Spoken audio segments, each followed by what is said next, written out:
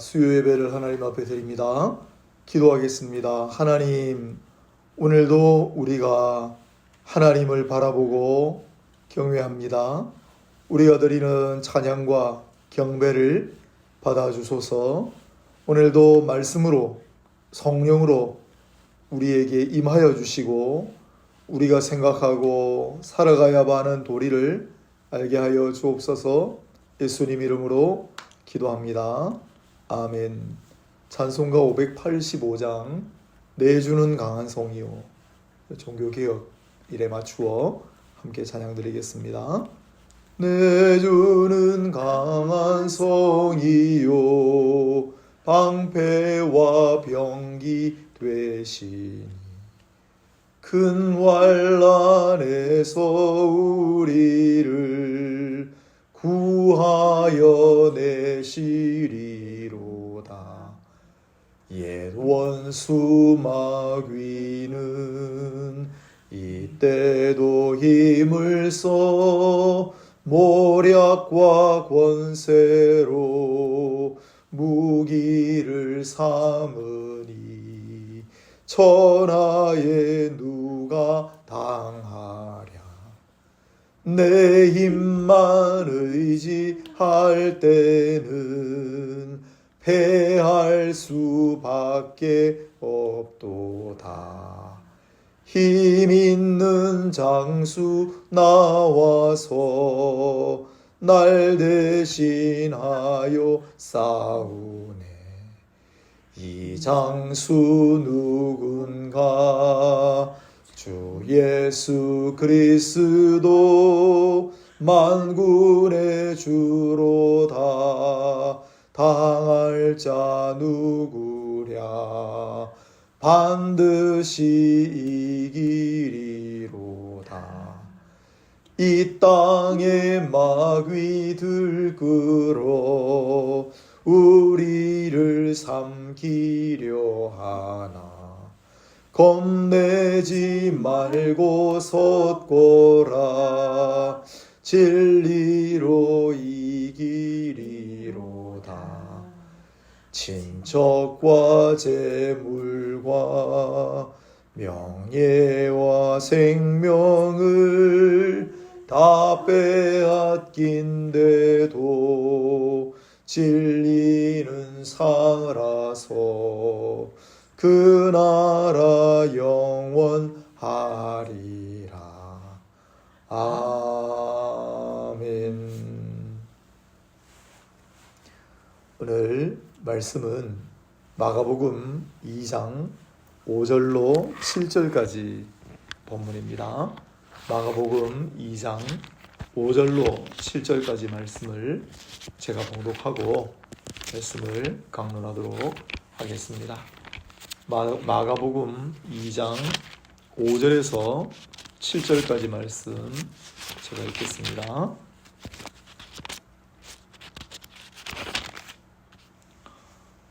예수께서 그들의 믿음을 보시고 중풍병자에게 이르시되 작은 자야 네 죄 사함을 받았느니라 하시니 어떤 서기관들이 거기 앉아서 마음에 생각하기를 이 사람이 어찌 이렇게 말하는가? 신성모독이로다. 오직 하나님 한 분 외에는 누가 능히 죄를 사하겠느냐. 아멘. 오늘은 개혁의 눈물, 종교개혁의 눈물이라는 제목으로 말씀을 전하겠습니다. 부제목은 이태원과 만성절과 그리고 종교개혁이라는 제목입니다. 여러분은 10월 31일 하면 뭐가 제일 먼저 생각나십니까? 이제 이틀 남았죠. 아마 많은 분들이 이런 가사를 떠올리실 것 같습니다. 지금도 기억하고 있어요. 10월의 마지막 날을 밤을. 그렇죠. 가수 이용의 잊혀진 계절이라는 노래입니다. 40년이 지났는데 아직도 10월이면 그렇게 틀어달라는 사람들이 많다고 합니다. 하지만 최근에 우리에게는 이 날이 아주 슬픈 기억으로 잊혀지기는커녕 또렷하게 남아 있습니다. 2022년 바로 오늘 10월 29일에 일어났던 이태원 참사 때문입니다. 할로윈데이라는 날을 앞두고 주말에 이태원에 몰린 155명이 압사, 깔려 죽는 사고를 당했습니다. 거의 대부분이 청년들이라 더 충격이 컸습니다. 잊은 분들도 있고 그렇지 않은 분들도 있겠지만은 오늘 또 같은 날을 맞아서 사랑하는 아들, 딸을 잃고 아직도 고통스러운 날들을 보내고 계실 부모님들, 그 가족들을 생각합니다. 어떻게 있겠습니까? 또 뭐라고 위로를 하겠습니까? 다 우리 자녀라고 생각하고 그분들을 위해 기도해 주시기를 바랍니다. 바로 이 사고의 배경이 된 할로윈데이. 할로윈데이는 원래 기독교와 관련이 깊은 날이라는 거 다 알고 계시죠? 천주교는 성자라고 부르는 사람들을 위한 날들을 지정해서 지키고 있는데, 예를 들면 무슨 날은 무슨 성인의 날, 이런 식으로 많아요. 그런데 11월 1일은 모든 성인들의 날, 그래서 만성절이라고 부릅니다. 모든 성인들을 기념하는 날이 바로 11월 1일인데 이 날을 성인의 날로 지정을 해서 지켰어요. 그런데 언제부턴가 서구를 중심으로, 특히 미국을 중심으로 이 날이 좀 특별한 명절이 되어서 많은 사람들이 그날 특히 가면을 쓰고 변장을 하고 함께 모여서 먹고 마시는 축제를 벌이는 날로 변하고 말았습니다. 우리나라도 해가 갈수록 점점점 이 할로윈데이를 기념하는 사람들이 많아지고, 그리고 3년 전에 그렇게 많은 젊은이들이 이태원에 이 할로윈데이 그날을 기념하기 위해 주말에 몰렸다가 사고가 일어난 겁니다. 하지만 성경 어디에도 이런 명절은 존재하지 않습니다.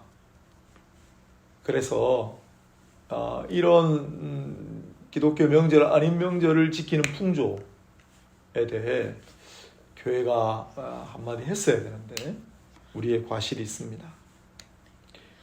이런 명절은 기독교에서 유래하긴 했지만 성경적인 명절이 아닙니다. 사람들이 만든 제도입니다. 특히 또 문제가 되는 것은 중세교회는 성인들을 위한 기념일이 중요한데 이 날은 모든 성인을 기념하는 날이기 때문에 더 중요한 날로 여겼습니다. 그리고 이날 교회가 가지고 있는 성유물이라고 합니다. 성유물을 내어놓고 판매하고, 특히 이날 집중적으로 면죄부를 팔았습니다. 면죄부 아시죠? 그걸 사면은 자기의 죄, 또 돌아가신 조상의 죄도 면제를 받는다는 게 면죄부입니다. 그것도 성경에 없습니다. 그래서 중세교회는 이런 일들을 벌였는데 1517년 독일의 수도사이자 신학교수였던 마르틴 루터라는 사람이 바로 이 만성절 바로 전날인 10월 31일을 종교개혁의 거사일로 정했습니다. 이 만성절을 기념해 교회가 집중적으로 면죄부를 팔고, 더더군다나 이날은 중요한 날이기 때문에 이날 면죄부를 사는 사람은 더 특별한 효능이 있다. 이날 교회가 판매하는 유물을 사면 더 큰 효력이 있다. 이렇게 가르친 거예요. 그래서 루터가 그가 아니라고 하고 종교개혁의 깃발을 든 날이 바로 10월 31일이니까 우리는 10월의 마지막 날을 우리 그리스도인들은 종교개혁의 날로 기억합니다.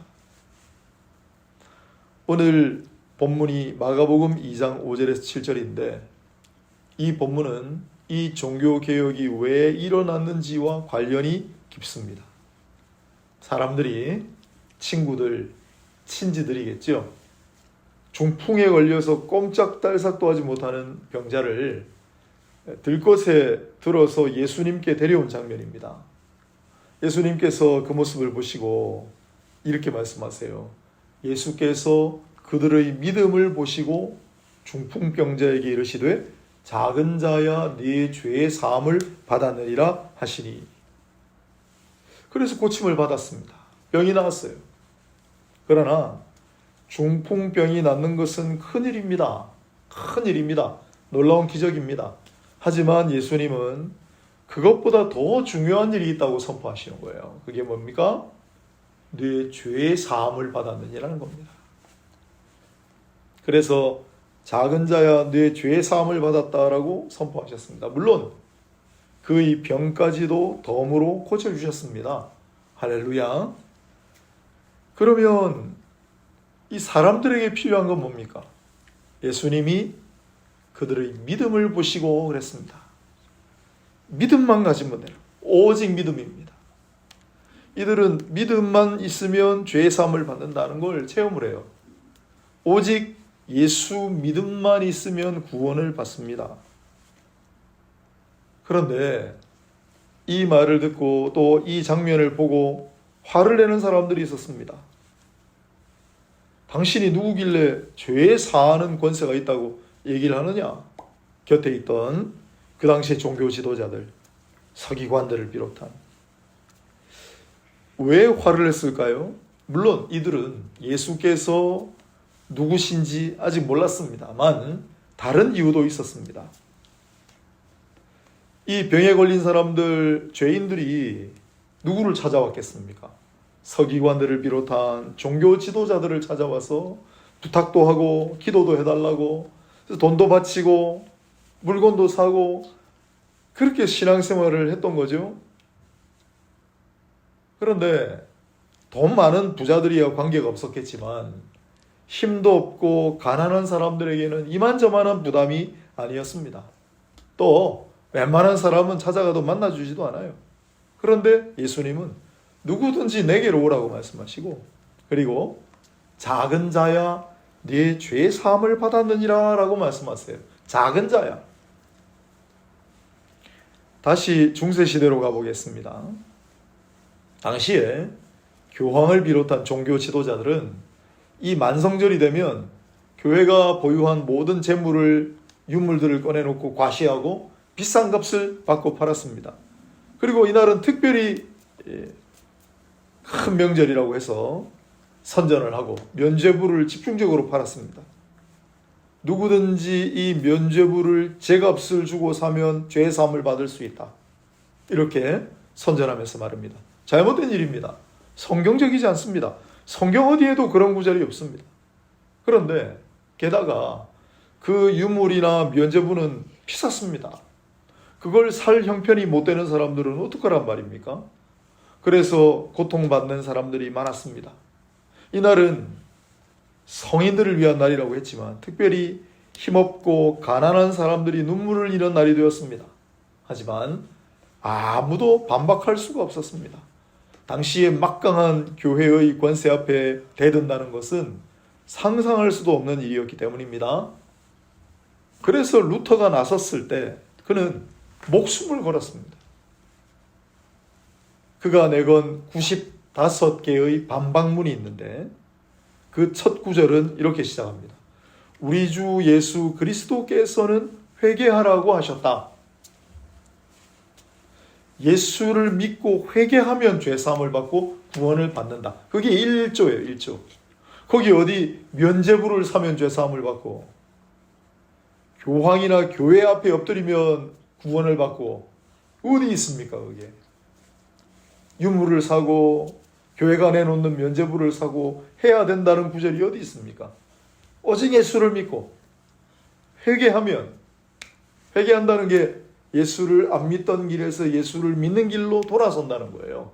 그러면 구원을 받고 죄의 사함을 받는다. 그게 1조예요. 1조. 루터가 새롭게 말하는 게 아니고 예수님이 하신 말씀으로 다시 돌아간 거예요. 그게 종교개혁입니다.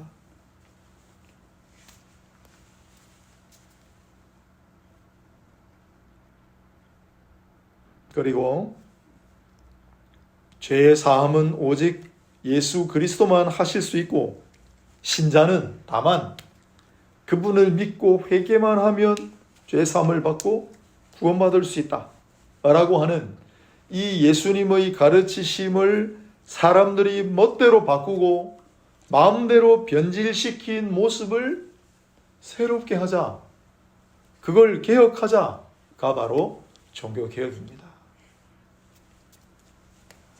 중풍병자를 고치시는 장면은 예수님의 가장 초창기 사역에 해당합니다. 예수님은 중풍병자를 비롯해서 귀신 들린 자, 열병에 걸린 자, 앞을 보지 못하는 사람, 듣지 못하는 사람, 걷지 못하는 사람들을 집중적으로 고쳐주시면서 한결같이 그들에게 작은 자야 라고 하시거나 혹은 내 아들아 내 딸아 라고 하시면서 너희 믿음이 너를 구원하였느니라 라고 말씀하세요. 너희 믿음이 너희 죄를 사하여 주시느라 말씀해요. 이것이 바로 그 당시 종교도 마찬가지로 사람들이 만들고 마음대로 바꿔버린 종교였어요. 이것이 바로 예수께서 일으키신 종교개혁의 핵심입니다. 따라서 예수님의 종교개혁에는 작은 자를 향한 눈물이 있었습니다. 종교 지도자들, 권세자들 앞에 차마 나오지도 못하는 사람들, 가까이 올 수도 없는 사람들, 뭔가 돈을 내고 유물을 살 수도 없는 사람들, 그렇게 가슴 아파 눈물을 흘리는 사람들을 향하여 예수께서 말씀하신 거예요. 루터의 종교개혁도 마찬가지였습니다. 그 당시에 교황을 비롯한 종교 지도자들은 막대한 재산을 소유하고 커다란 성에서 그렇게 호의호식하며 살았습니다. 그런데 반대로 백성들은 성 밖에서 처참한 생활을 하면서 사는 이가 많았습니다.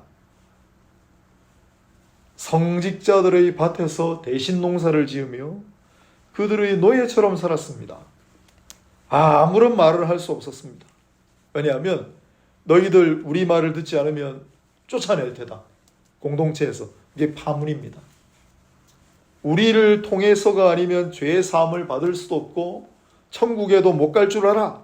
그렇게 겁을 주고 실제로 추방하고 그랬기 때문입니다. 그런데 이런 모습들을 가슴 아파하던 사람들이 있었습니다. 가난하고 작은 자들을 위해 흘리는 눈물이 있었습니다. 이들을 위해서 루터를 비롯한 몇몇이 목숨을 걸고 나선 일이 바로 종교개혁이었습니다. 종교개혁의 눈물입니다. 물론 루터 앞에 몇 사람은 실제로 목숨을 잃었습니다. 루터는 불행 중 다행이랄까 목숨을 잃지는 않았지만 루터와 동시대 이러한 개혁의 눈물을 흘리던 많은 사람들이 죽임을 당했습니다. 이게 종교개혁입니다. 오늘 우리 시대에도 일종의 종교개혁이 필요하다고 생각합니다. 여러분, 교회는 세상과 달라서 다 평등하다고 생각하십니까?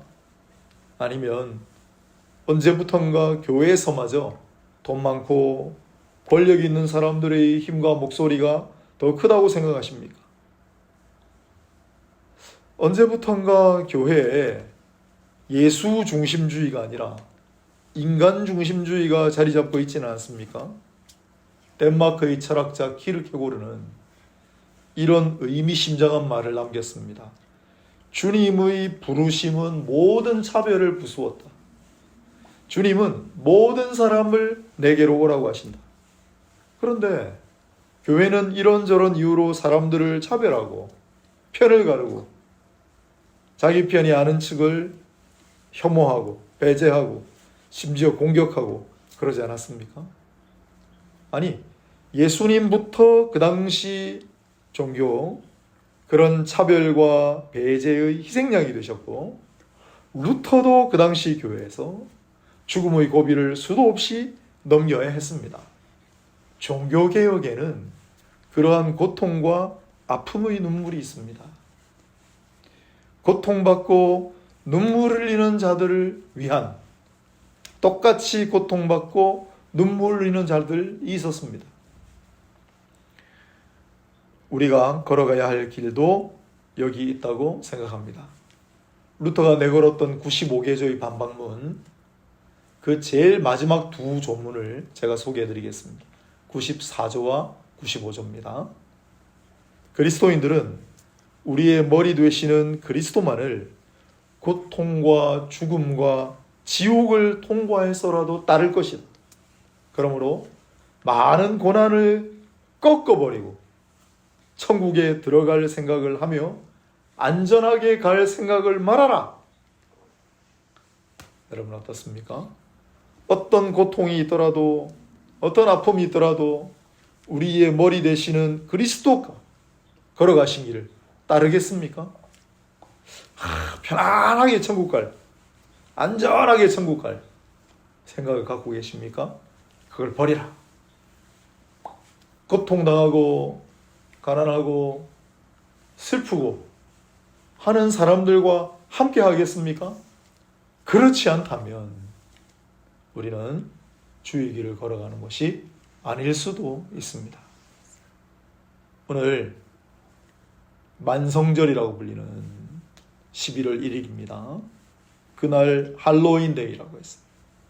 지금 이교의 축제처럼 바뀌었는데 그날 아무것도 모르는 젊은이들이 수없이 나갔다가 큰 사고가 나서 150명의 젊은이들이 죽은 그날입니다. 가슴 아픈 날입니다. 왜 이런 시대가 되었을까? 또 그 사랑하는 아들, 딸을 잃고 눈물을 흘리는 사람들이 있습니다. 10월 31일 종교개혁의 날을 앞두고 종교개혁이란 무엇인가? 왜 종교개혁이 일어났는가? 종교개혁은 누구를 바라보는가? 예수님을 바라봅니다. 예수께서는 중풍병자, 사람들이 데리고 온 중풍병자에게 이렇게 말씀하셨습니다. 작은 자야, 네 믿음이 네 죄의 사함을 받게 했느니라. 그리고 덤으로 병까지 고쳐주셨습니다. 작은 자들아, 작은 자들아. 예수님이 땅에 작은 자로 오셨다는 거 잊지 말고 예수님의 작은 자들이 되셨어. 예수께서 걸어가신 길을 함께 걸어가는 우리 개혁의 동반자들이 되시기를 바랍니다. 또한 우리 주변에 있는 작은 자들을 잊지 않고 그 작은 자들이 겪고 있는 아픔과 고통을 함께하고 그들이 흘리는 눈물을 함께하며 걸어가시는 이 시대의 진정한 개혁가들이, 종교개혁의 교인들이 되시기를 주님의 이름으로 축원합니다. 기도하겠습니다. 하나님, 오늘 말씀도 마음에 새겨지게 하시고 참된 종교개혁의 정신을 잘 지키며 또한 생각하며 살아가게 하옵소서. 눈물을 흘리며 가슴 아파하는 자들을 위해 기도하게 하시고 그들에게 그리스도를 소개하고 전하게 하시며 참된 교회가 세워지게 하옵소서. 우리 예수 그리스도 이름으로 기도합니다. 아멘. 오늘 수요일입니다. 함께 우리 주기도문 하심으로 예배를 우리 자율적으로 마치도록 하겠습니다. 하늘에 계신 우리 아버지여, 이름이 거룩히 여김을 받으시오며 나라가 임하시오며 뜻이 하늘에서 이루어진 것 같이 땅에서도 이루어지이다. 오늘 우리에게 일용할 양식을 주시옵고 우리가 우리에게 죄 지은 자를 사하여 준 것 같이 우리 죄를 사하여 주시옵고 우리를 시험에 들게 하지 마시옵고 다만 악에서 구하시옵소서. 나라와 권세와 영광이 아버지께 영원히 있사옵나이다. 아멘.